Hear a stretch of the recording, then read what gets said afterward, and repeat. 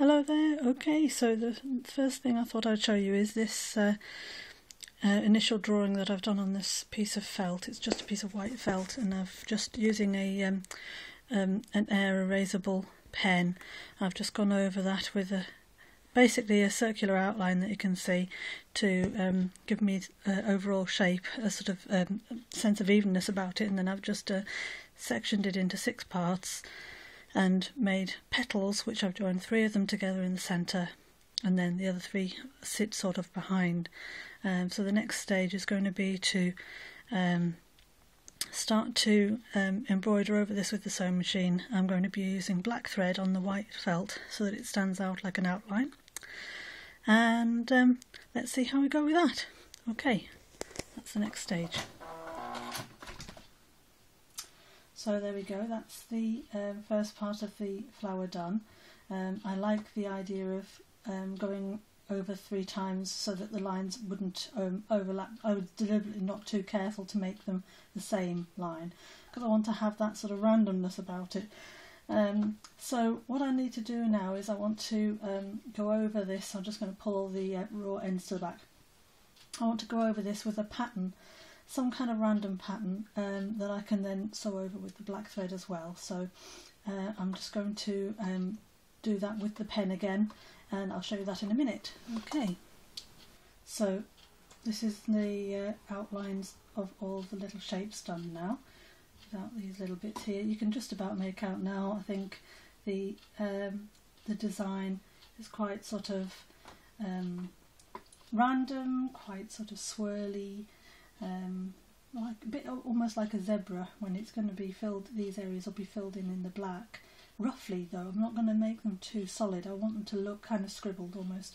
And then I'm going to give this a 3D effect when I'm finished by pinching the actual petals and running a stitch going from the behind, going along the centre of each one, and that'll make this whole flower kind of cup in its shape, and that, I think, it will give it a nice effect. And I've got some beads to go in the centre as well to give it the centre of the flower, a bit of something different. So I shall carry on now filling in these shapes. It doesn't matter now if this pen disappears because I've got the lines in there now, but however I'm going to cut back these little threads first. So I'll show you again when I've finished the next filling in the next shapes, so bear with me.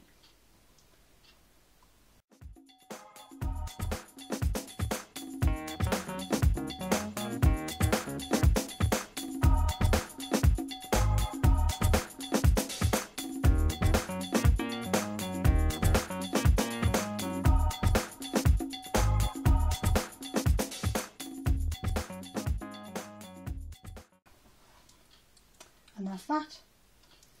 So as I said, next I'm going to get a different thread, and what I want to do is kind of shade down the centre of each petal in the same way as I've done this here with lines, but sort of like groups of lines together so that it kind of forms a bit of a shading. I'm going to just quickly have a look for some thread. Hold on. Right, this is the thread that I've got. It's just a slight shade darker than the actual white of the felt, so that should be enough to get a bit of shading in the centre of these petals here and these ones here, just ready for finishing off. So, just thread up.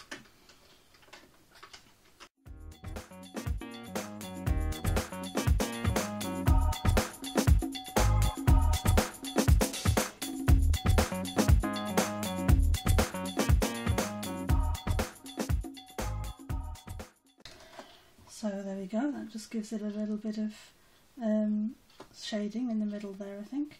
And then when I pinch this down the middle and sew it together, that will give it some shape. That's quite nice, that. In fact, I can kind of fold it now so you can get an idea of how it's going to look. Let's try that. Hold it down the centre. And it's sort of holding the shape a little bit, so that's nice. See, it's giving it some 3D qualities, and I might do it on these as well just to help. That's quite nice, I like that. I am thinking maybe I should go back over these patterns now, but I don't know. I don't know.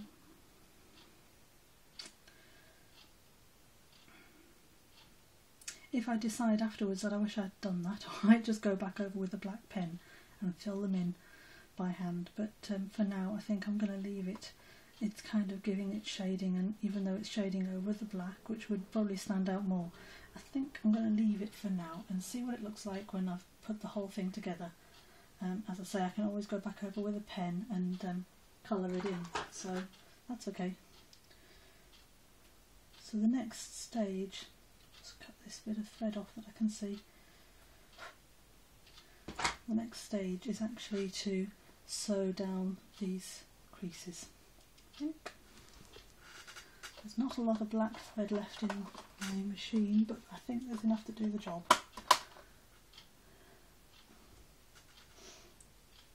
So what I'm going to do is literally fold the piece, and starting from roughly the centre.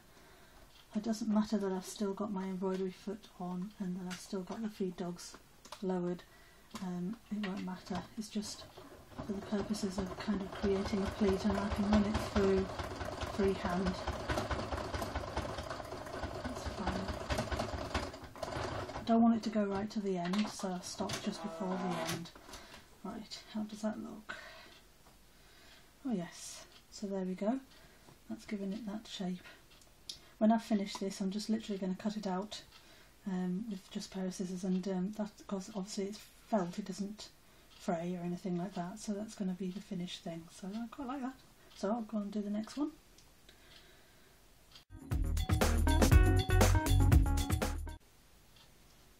Good. That's the second one done. Now I'll do the last one, or the third one. I may not be the last.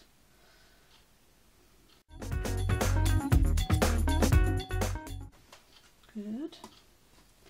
So that's the third one done. Let's just try and fold this like I have done with the other three. Yes, that's giving quite a nice effect, so I'm going to do that as well. Of course I can see all my stitches from the other side, so I can see exactly where to start and stop, where the actual embroidery is, so that makes it easier.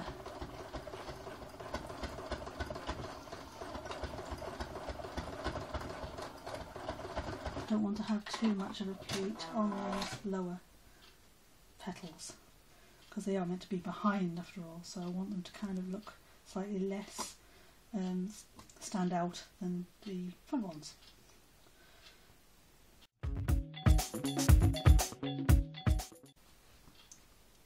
Good. You can see by the way it's distorting this outer felt that it's really giving it some shape now.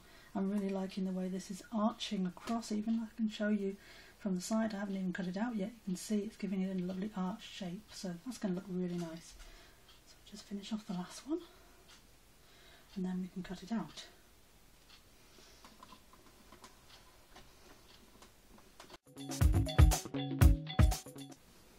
There we go.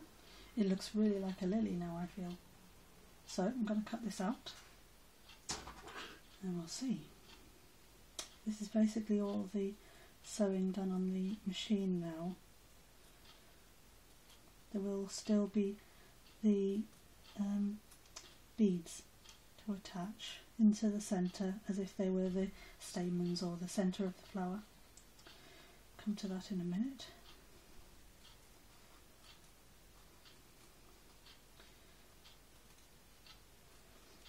So yes, you can start to see how that's starting to look. I'll come back to that when it's done. I'm going to also tidy up the back threads as well. So bear with me, I'll just do that for you. There we go then, that's that done. You can see the shape of it now. It's just like a lily really. I mean, that wasn't the intention necessarily, but it just turned out like that. I mean, the three petals and then the three underneath, it was bound to look like a lily I suppose, but because I was doing this random effect I didn't necessarily aim towards a lily, but I think it works quite well, and the grey does give it a certain amount of shading into the middle, which a lily does have, so which I quite like. So I've done all the centre pieces. I've done this stigma and I've done 5 of the 6 stamens. I just wanted to quickly show you how I did this so that anyone who wanted to do something similar had an idea how to go about this stage. So I mean, I'm just using thread. I want them to be flexible and to move, but to stand up. I mean, as you can see, they stand up quite nicely. And the way I do that, I've come through from behind the centre of the flower. Obviously the very centre I did the stigma, and it's all done in exactly the same way as I do the stamens, but just the beads are bigger.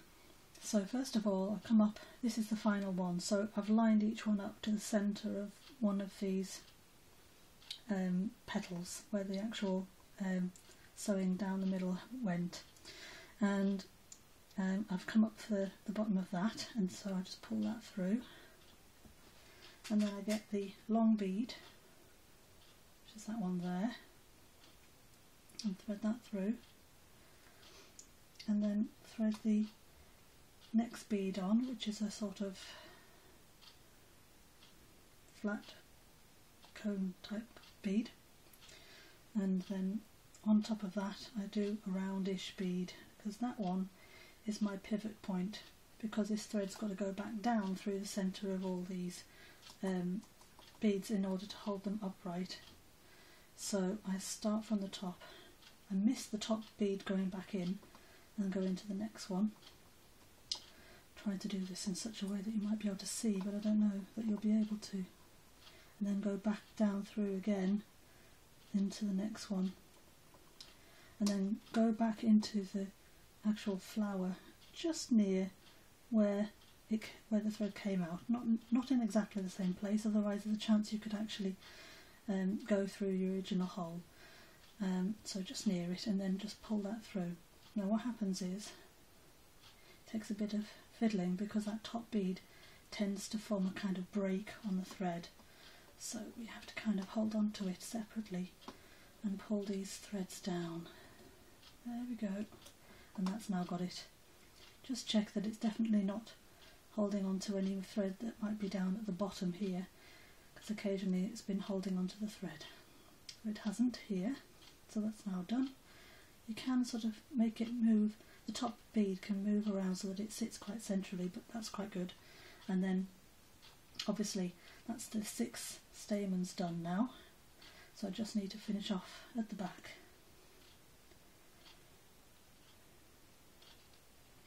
Just a couple of stitches across. This is quite stiff because of all the stitching that's in here, but just with a bit of care and just force the thread through, the needle through.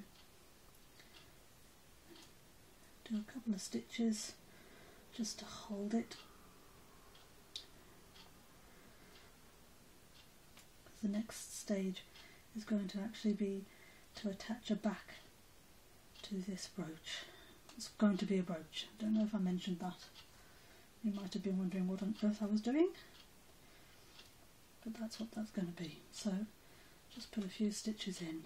Okay, so the next thing is going to be to attach a brooch to the back of here, and again I'll use this needle and thread that's here. So I'll show you that in a second.